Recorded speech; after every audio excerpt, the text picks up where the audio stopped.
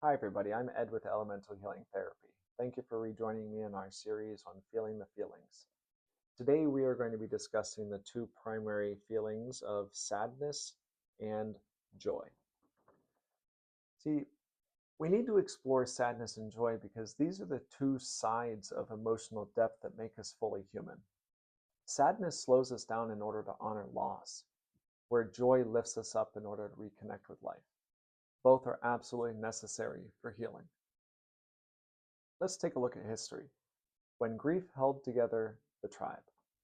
Imagine our ancestors gathering around a fire after losing one of their own. The village is quiet, and someone begins to cry, a deep, rhythmic sob.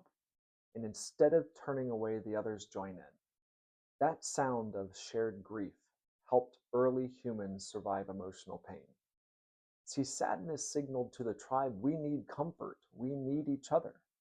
It slowed the body down, reduced appetite, and it made us rest. Evolution built sadness as a social glue. It created empathy and connection. And when the first laugh returned, a child stumbling or a spark jumping from the fire, joy reminded everyone we are still alive. That laugh rebalanced the chemistry of the group. Sadness made healing possible, whereas joy made living worthwhile. It's important for children because this is where they learn to feel power and recover. See, for children, sadness is one of the earliest signals of separation. The cry for a parent who leaves the room is not manipulation. It's not attention seeking, it's attachment seeking. When caregivers respond, pick up, soothe, or mirror, the child's nervous system learns loss is followed by comfort, and the ventral vagus encodes that safety loop.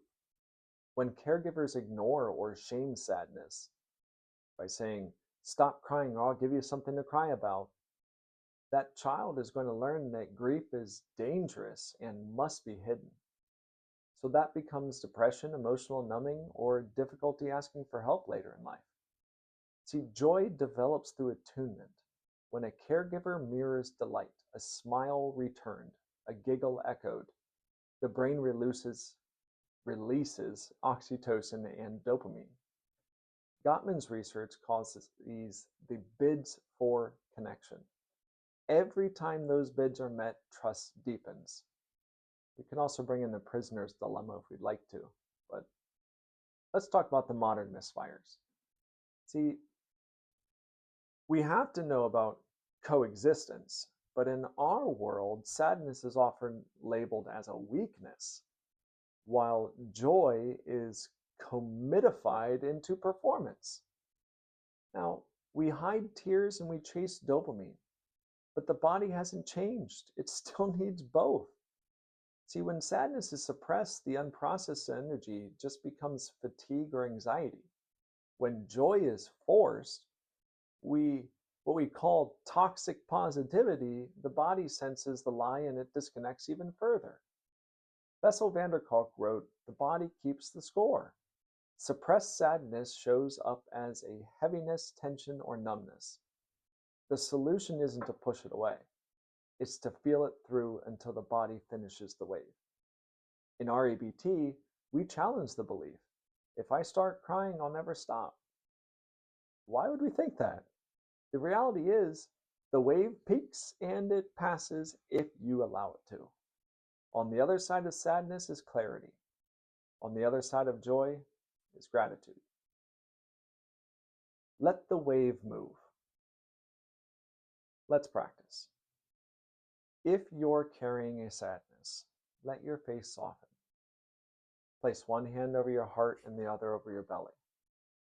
Inhale gently through your nose for 4, hold for 2, and exhale with a sigh.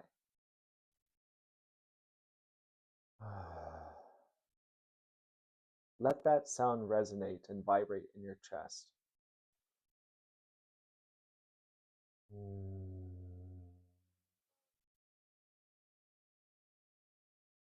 Tears, warmth, or heaviness. These are all your body releasing pressure. Allow them.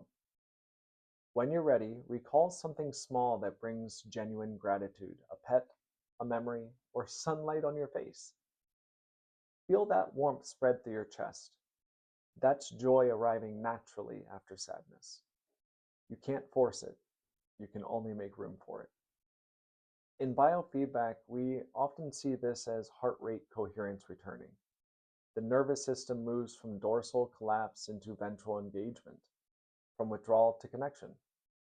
That's the physiology of hope. A woman that I had worked with, she had lost her father.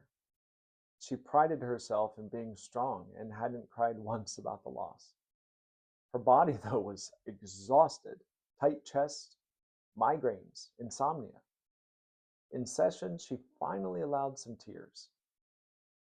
Afterwards, she said, I thought I'd fall apart, but instead I feel a little lighter.